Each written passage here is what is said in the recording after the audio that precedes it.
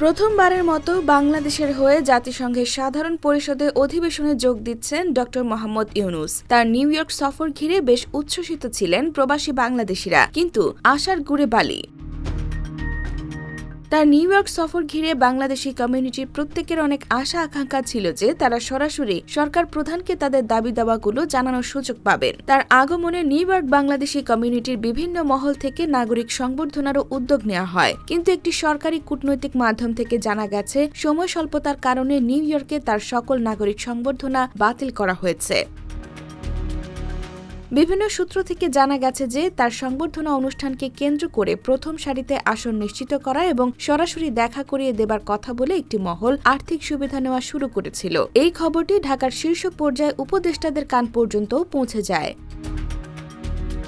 ড ইউনূসের নাগরিক সংবর্ধনাটি বাতিল হওয়ায় আর্থিক সুবিধা নেওয়া মহলটি বেশ নাখোশ হয়েছে বলে জানা গেছে। ড ইউনূসের ২২ সেপ্টেম্বরে নিউ ইয়র্কে আসার কথা থাকলেও ব্যস্ততা ও সময় স্বল্পতার কারণে ২২ সেপ্টেম্বরের পরিবর্তে তিনি ২৪ সেপ্টেম্বর নিউ ইয়র্কে আসবেন এবং ২৭ সেপ্টেম্বর বাংলাদেশের উদ্দেশ্যে নিউ ইয়র্ক ত্যাগ করবেন।